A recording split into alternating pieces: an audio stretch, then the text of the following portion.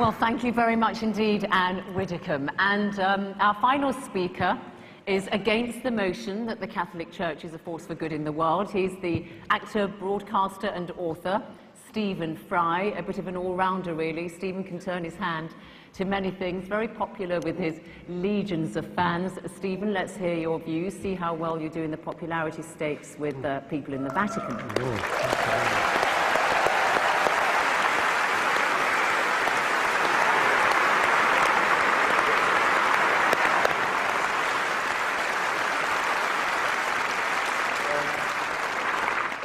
Ladies and gentlemen, there are occasions, as Gwendolen remarked, in the importance of being earnest, when it becomes more than a moral duty to speak one's mind, it becomes a pleasure.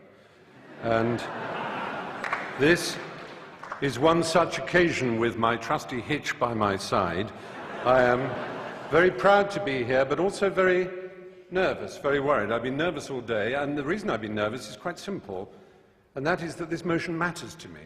It matters to me greatly. It's not a joke, it's not a game, it's not just a debate. I genuinely believe that the Catholic Church is not, to put it at its mildest, a force for good in the world. And therefore it is important for me to try and marshal my facts as well I can to explain why I think that. But I want first of all to say that I have no quarrel and no argument, and I wish to express no contempt for individual devout and pious members of that church. They are welcome to their sacraments, they're welcome to their reliquaries and to their Blessed Virgin Mary. They're welcome to their faith, to the importance they place in it, to the comfort and the joy that they receive from it. All of that is absolutely fine by me. It would be impertinent and wrong of me to express any antagonism towards any individual who wishes to find salvation in whatever form they wish to express it. That, to me, is sacrosanct as much as any article of faith is sacrosanct to anyone of any church or any faith in the world. It's very important. It's also very important to me, as it happens, that I have my own beliefs. They are a belief in the Enlightenment. They are a belief in the eternal adventure of trying to discover moral truth in the world. Discover. It's a terribly important word to which we might return. It's a fight, it's an empirical fight. It's one that was begun in the middle of the last millennium. It's given the name the Enlightenment. And there is nothing, sadly, that the Catholic Church and its hierarchs likes to do more than to attack the Enlightenment. It did so at the time. Reference was made to Galileo and the fact that he was tortured for trying to explain the Copernican theory of the universe. That's history. History, as Miss Widdicombe has reminded us, is irrelevant. It's not important. All that matters now is that billions of pounds go out of this extraordinary institution to relieve the poor around the world and make the world a better place. History is of no importance whatsoever. Well, I beg to differ. History whinnies and quivers and vibrates in all of us, in this hall, in this square mile. Let's think about this square mile. I'll come back to it in a moment. But first, Christopher made mention of limbo. It seems so tedious and so silly, one of those little casuistic games that Thomists and others play. Aquinas and Augustine of Hippo both proposed this extraordinary idea that babies who were unbaptized would not know heaven. They also proposed the idea of purgatory, which doesn't exist in the Bible. There's absolutely no evidence for it. However, what an extraordinary, brilliant coup to imagine such a thing as purgatory. That a soul needs to be prayed for in order to go to heaven, in order to turn left when he enters the aeroplane of heaven and get a first-class seat.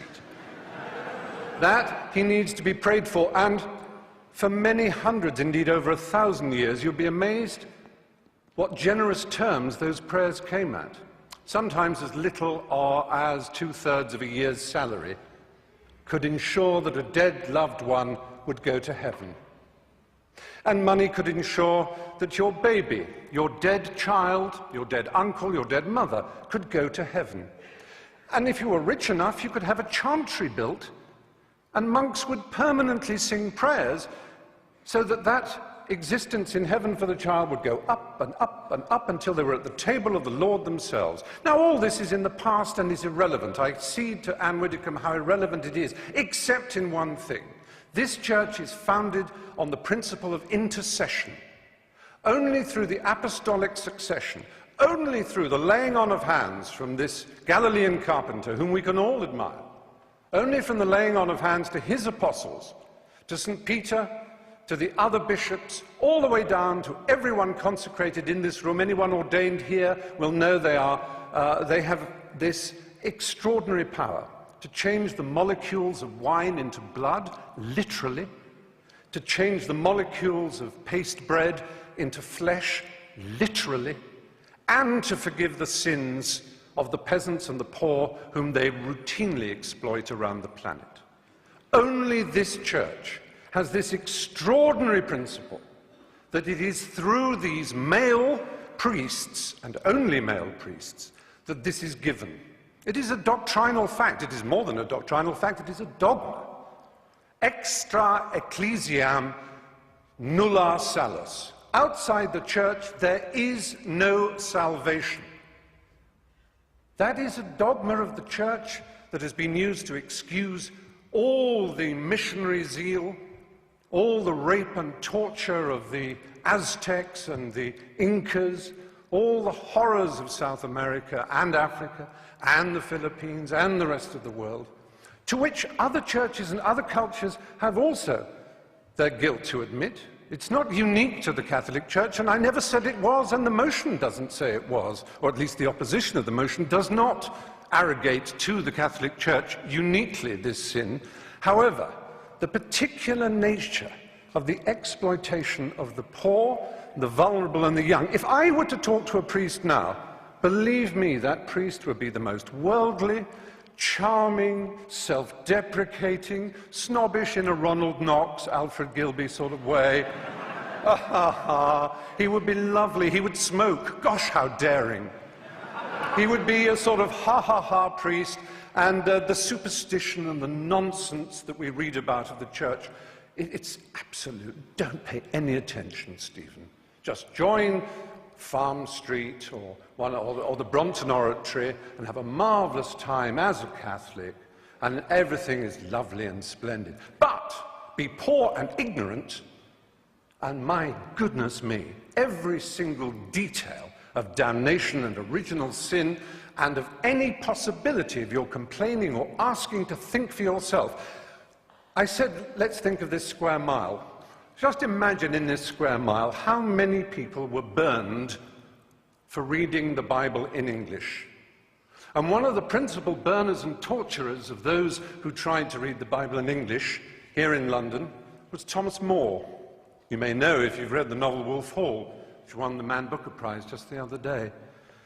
Now, that's a long time ago. It's not relevant, except that it was only last century that Thomas More was made a saint, and it was only in the year 2000 that the last pope, the Pole, he made Thomas More the patron saint of politicians. This is a man who put people on the rack for daring to own a Bible in English. He tortured them for owning a Bible in their own language. The idea that the Catholic Church exists to disseminate the word of the Lord is nonsense.